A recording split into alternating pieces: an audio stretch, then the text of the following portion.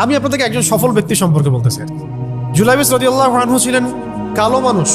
কেমন?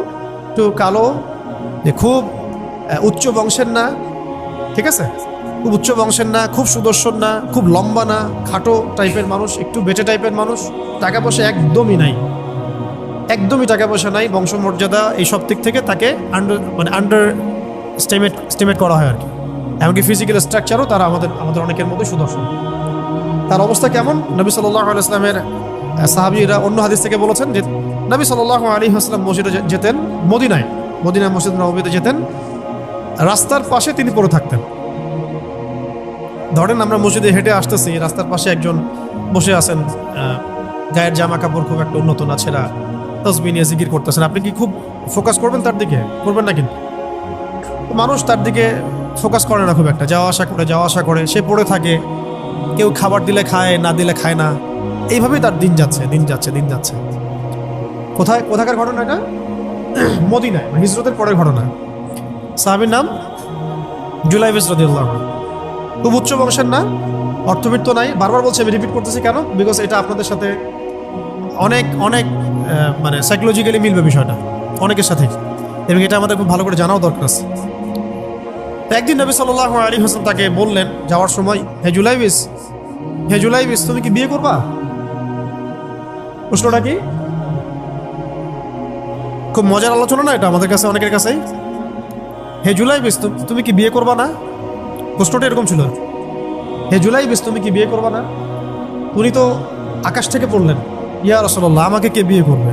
আমার না আছে চেহারা সুরত, না আছে আমার বংশমর্যাদা, না অর্থবিত্ত, আমি কিভাবে বিয়ে করবো? কে মেয়ে দিবে আমাকে? কে আমাকে মেয়ে দিবে?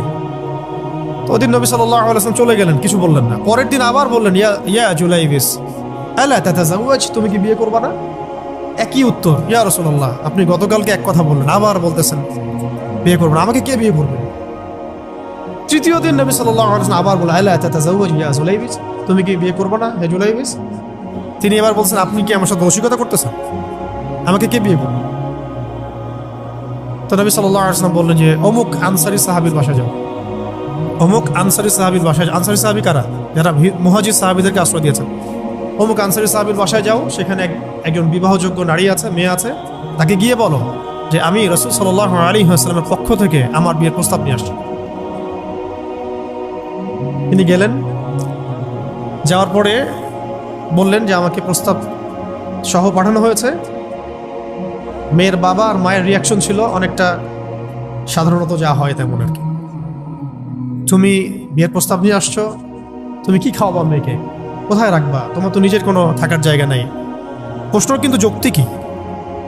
আমি মেয়ের তো বাবা, আমিও তো এই প্রশ্নই করবো নাকি? প্রশ্ন করবেন না? আপনার মেয়ে থাকলে এভাবে প্রশ্ন করবেন তো আপনি। তারাও সেই প্রশ্ন করলেন, এমনকি এক পর্যায়ে রিফিউজ করে দেওয়া হলো, না এটা পসিবল। এই কথাগুলো, কনভারসেশনগুলো ভিতর থেকে শুনছিলেন সেই মেয়ে নিজেই, আনসারী সাহাবী, মদিনার আনসারী মেয়েরা কিন্তু অনেক সুদর্শন তৎকালীন সময় গেছে, উচ্চ বংশের সুদর্শন, খুবই ইলেমওয়ালা হতেন তারা, হিপস ক্ষমতা খুব থাকতো, খুবই জজবাওয়ালা, মানে জিহাদের মাঠে একদম যুদ্ধ করেছেন তারা, একদম নবী সাল্লাল্লাহু আলাইহি ওয়াসাল্লামের আশেপাশে ছিলেন। উহুদের সময় একজন আনসারী সাহাবী ছিলেন, মহিলা সাহাবী, উম্মে আমারা তীর ছুঁড়েছেন নবী সাল্লাল্লাহু আলাইহি ওয়াসাল্লামের পাশে। তো ওনারা কিন্তু খুবই গায়রতওয়ালা মানুষ। তিনি বলছেন, হে আমার বাবা মা, এই প্রস্তাব কে পাঠিয়েছে? নবী সাল্লাল্লাহু আলাইহি ওয়াসাল্লাম। যে প্রস্তাব রাসূল পাঠিয়েছেন সেটাকে কিভাবে তোমরা ডিনাই করো? আমি জুলাইবিসকে বিয়ে করবো। কে বলছেন এটা? আপনি পুরা সিস্টেম খুঁজে এরকম একটা আনসারী সাহাবীর মতো মেয়ে আমাকে দিতে পারবেন? ইল্লা মাশাআল্লাহ, হইতে পারে ইল্লা মাশাআল্লাহ। তো ওই মেয়ে নারী সাহাবী, তিনি রাজি হলেন। এবার শোনেন, এবার বিয়েও হলো, মাশাআল্লাহ, বাসর হলো, এবং সকালবেলা আওয়াজ হচ্ছে, মদিনার চারপাশে এলান হচ্ছে যে হে মুসলিমরা, সবাই বের হও, ইহুদিদের সাথে যুদ্ধে আমাদেরকে খায়বারে যেতে হবে। আমাদেরকে খায়বার আক্রমণ করতে হবে। নবী সাল্লাল্লাহু আলাইহি ওয়াসাল্লাম তোমাদেরকে আদেশ করেছেন। এটা কিন্তু হুদাইবিয়া সন্ধির পরের ঘটনা। আর ইহুদিদের সাথে আমাদের বেশ কয়েকটা যুদ্ধ হয়েছে, বনু কুরাইজার সাথে, বনু কাইনুকার সাথে, বনু নাজিরের সাথে, এবং ফাইনালি খাইবারে এদের সাথে। তো জুলাইবিস রাদিয়াল্লাহু আনহু বের হয়ে গেলেন যুদ্ধের জন্য। এবং খায়বারের যুদ্ধ হলো, খায়বার অবরোধ করা হলো এবং খায়বার যুদ্ধের বিশাল হিস্ট্রি আছে, আপনারা পড়ে নিয়েন, লম্বা কথা। এই খায়বার দুর্গ জয় হয় এবং এই দুর্গ পুরো জয় করতে, সবগুলো দুর্গ জয় করতে মোট 12 থেকে 16 জন 12 থেকে 16 জন মুসলিম সাহাবী শহীদ হন। 12 থেকে 16 জন বা 18 জনের মতো এই ফিগার, এইটুকুর মতো 12 থেকে 16 বা 18, এতটুকু এত কম সংখ্যক সাহাবী শহীদ হয়েছেন খায়বার যুদ্ধ জয়ে। আর ইহুদিদের তো বহু ইহুদি মারা গেছে। এবং খায়বার বিজয়ের পরে মুসলিমদের আর্থসামাজিক যে অবস্থা, মানে টাকা পয়সা, ল্যান্ড, গনিমতের মাল প্রচুর বেড়ে গেছে। এখন নবী করিম সাল্লাল্লাহু আলাইহি ওয়াসাল্লাম শহীদদের লাশ তালাশ করছে, কোথায় কোথায় শহীদরা আছে, তাদের মানে কবরস্থ করার প্রসেসিং হবে। উহুদ যুদ্ধেও তো হয়েছে না, ওই রকমই প্রত্যেকটা যুদ্ধেই তো এটা হতো। লাশগুলো তালাশ করতে করতে করতে করতে করতে একটা কর্নারে গিয়ে তিনি দেখলেন সেখানে জুলাইবিস রাদিয়াল্লাহু আনহুর লাশ পড়ে আছে। কার? জুলাইবিস রাদিয়াল্লাহু আনহুর লাশ পড়ে আছে, যার ব্যাপারে আমি গল্পটা বলছি আর কি। এবং তার গায়ে অসংখ্য তরবারের দাগ, ক্ষতবিক্ষত অবস্থা, এবং তার আশেপাশে মোট 1 2 3 4 5 6 7 8 9 জন ইহুদির লাশ পড়ে আছে।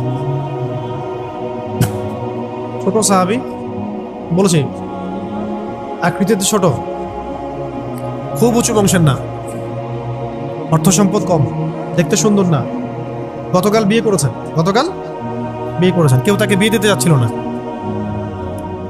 তার এক পাশে কয়জন ইহুদির লাশ, তার পাশে মোট 9 জন ইহুদির লাশ পড়ে আছে, মাঝখানে তার লাশ ক্ষতবিক্ষত অবস্থায়। এই অংশটুকু আপনারা পড়ে নিয়েন, পড়লে আরো ভালো ফিল করবেন, একা একা পড়লে আরো ভালো ফিল করবেন। নবী সাল্লাল্লাহু আলাইহি ওয়াসাল্লাম নিজে তার কাছে গেলেন। হাদিসের মধ্যে আসছে, সিরাতের কিতাবের মধ্যে আসছে, নবী সাল্লাল্লাহু আলাইহি ওয়াসাল্লাম নিজে তার কাছে গেলেন। যাওয়ার পরে তার যে মাথা, সেই মাথার পাশে নবী সাল্লাল্লাহু আলাইহি ওয়াসাল্লাম বসলেন। বসার পরে নিজের হাতে জুলাইবিস রাদিয়াল্লাহু আনহুর চেহারা থেকে এরকম করে ধুলাবালিগুলো সরানো, নবী সাল্লাল্লাহু আলাইহি ওয়াসাল্লাম তার গা থেকে রক্তগুলো আমাদের নবী সাল্লাল্লাহু আলাইহি ওয়াসাল্লাম মুছলেন, আদর করলেন, চুলগুলো ঝাড়লেন। দৃশ্যটা চিন্তা করেন, তার চুলগুলো তিনি ঝাড়তেছেন, চেহারা থেকে রক্তগুলো মুছতেছেন। কে? নবী সাল্লাল্লাহু আলাইহি ওয়াসাল্লাম তার চেহারা ধুলাবালিগুলো মুছতেছেন। নিজের এই পায়ের মধ্যে, উরুর মধ্যে তার মাথাটাকে নিয়ে এসে রাখলেন নবী সাল্লাল্লাহু আলাইহি ওয়াসাল্লাম। রাখার পর এইভাবে আদর করতেছেন। আর এরপর উপরের দিকে তাকালেন, তার জন্য তো দোয়া করলেন, উপরের দিকে তাকালেন, তাকে চোখ নামাই নিলেন। সাহাবা কেরাম তো আশেপাশে আছেন অনেকেই, বললেন যে ইয়া রাসূলুল্লাহ, আপনি এমনটা কেন করলেন, চোখ নামাই নিলেন কেন? তখন তিনি বললেন যে আমি দেখলাম যে জান্নাতের হুরদের মধ্যে অসংখ্য হুর ছুটে আসতেছে, কে জুলাইবিসকে আগে বরণ করবে তার জন্য। তিনি নিজে কাঁদলেন, জুলাইবিসের জন্য নিজে কাঁদলেন, নিজের হাতে তাকে এইভাবে উঠালেন। তিনি ছোট মানুষ ছিলেন। এরপর 2 হাত দিয়ে তাকে উঠায় নিজের হাতে তাকে দাফন করলেন। দাফন করার পর তিনি বললেন, ইয়া জুলাইবিস, হে জুলাইবিস, আনতা মিন্নি ওয়া আনা মিনক, তুমি আমার অংশ, আমি তোমার। হে জুলাইবিস, তুমি আমার, আমি তোমার। হে জুলাইবিস, তুমি আমার, আমি তোমার। এই কথাটা বললেন কে? নবী সাল্লাল্লাহু আলাইহি ওয়াসাল্লাম। কারণ আপনাদেরকে আমি সাফল্যের মানদণ্ড কিভাবে বোঝাবো, এর বাইরে কোনো ভাষা নেই আমার কাছে। সাফল্য বলতে কি বোঝান? এই সিস্টেম সাফল্য বলতে কি বোঝায়? এই ওয়ার্ল্ড অর্ডারটা সাফল্য বলতে কি বোঝায়? এই বস্তুবাদী জগৎটা আমাদেরকে সাফল্য বলতে আসলে কি বোঝায়? সাফল্য বলতে বোঝাচ্ছে ইমান। সাফল্য হলো ইমান, বিশুদ্ধ আকীদা, বিশুদ্ধ আমল, আল্লাহর আনুগত্য, রাসূলের আনুগত্য, দুনিয়ার জীবনে মুসাফিরের মতো থাকা, যতটুকু প্রয়োজন ততটুকু সন্তুষ্ট থাকা, একজন নেককার স্ত্রী, সুসন্তান সন্ততি, আদর্শ একটা পরিবার, হালাল একটা রিজিক, বাস। ইসলামের জন্য দাওয়াত, তাবলীগ, মেহনত, দিন প্রতিষ্ঠার চেষ্টা, প্রয়োজন জিহাদ, প্রয়োজন শাহাদাত। আর কি আছে সাফল্য বলতে?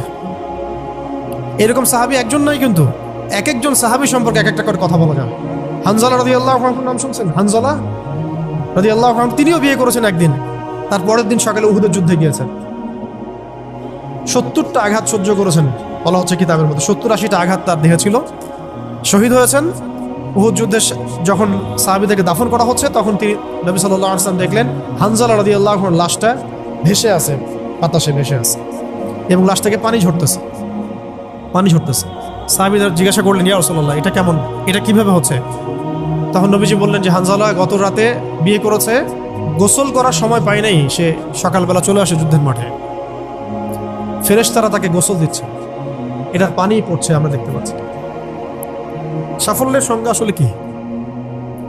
তো আল্লাহ পাক আমাদেরকে আসলে দুনিয়ার হাকিকত বোঝার তৌফিক দান। কিছু কিছু আইডিওলজি আছে যেটা আপনার ভিতর চলে আসলে বাকি সব ঠিক হয়ে যাবে।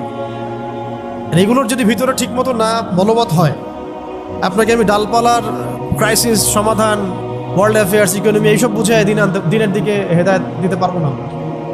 কিছু বিষয় ভিতর থেকে আসতে হবে, যে আগে আপনাকে হাকিকত বুঝতে হবে, আসলেই দুনিয়া কি, আখেরাত কি, গন্তব্য কোথায়, কোত্থেকে আসছি, কোথায় যাব, কোত্থেকে আসছি, আমরা যাব কোথায়, কোত্থেকে আসছি, যাব কোথায়, মাঝখানের সময় আমার কাজ কি, কে আমার নবী, কি আমার দিন, আমার দিনের মৌলিক বিষয়গুলো কি, দিনের ইলম কি, আমল সালেহ কি, দিন প্রতিষ্ঠার মেহনত কাকে বলে, কি কি করলে আল্লাহ পাক আমাকে কালকে আমাদের মাঠে নবীদের, শহীদদের, সিদ্দিকদের সাথে হাসর করাবেন। এটা হলো সাফল্যের মূল কথা। এর মানে এই না যে দুনিয়াতে আমরা কিছুই করব না, ব্যবসা করব না, আমরা চাকরি বাকরি করব না, আমরা মানে মুআমালাত মুআশারাত করব না, বিষয়টা তো এমন নয়। কিন্তু কথা হচ্ছে আমাদের মূল উদ্দেশ্যটা কি হবে। স্ত্রী সন্তান তো আমাদেরও আছে, কেন আপনি তাদের ভরণ পোষণ দিবেন, কেন তাদেরকে আপনি বড় করবেন সুন্দর করে?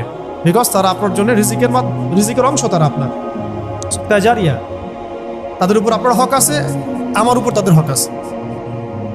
যার যার হক আমি কেন আদায় করবো? আল্লাহর সন্তুষ্টির জন্য, আল্লাহর সন্তুষ্টি অর্জনের জন্য সব কাজ করা, রাসূলের তরিকায় সব কাজ করা এবং হালাল খেয়ে কাজ করা। এগুলো আমাদের সবাইকে যত দ্রুত সম্ভব এগুলো ঠিক করে ফেলতে হবে।